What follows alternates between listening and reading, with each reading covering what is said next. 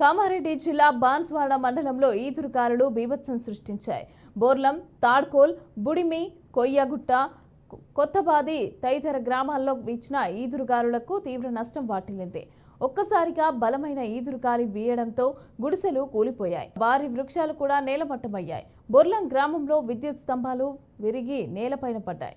విద్యుత్ అధికారులు కూడా సరఫరా నిలిపివేయడంతో ఎలాంటి ప్రాణ నష్టం జరగలేదు. ఇక ఒక్కసారిగా ఈదురుగాలులతో ప్రజలు భయంతోనే గురయ్యారు.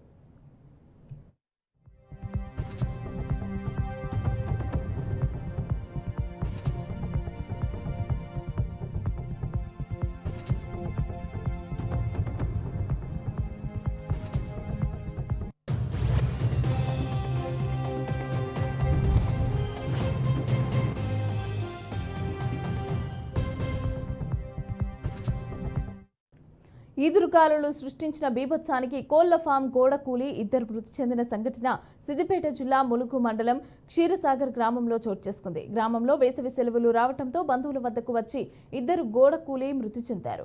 పొలం వద్దకు వెళ్లి తిరిగి వస్తూ కోళ్ల ఫామ్ వద్ద నిల్చోగా భారీగా ఈదురుగాలులు రావడంతో గోడ కూలింది.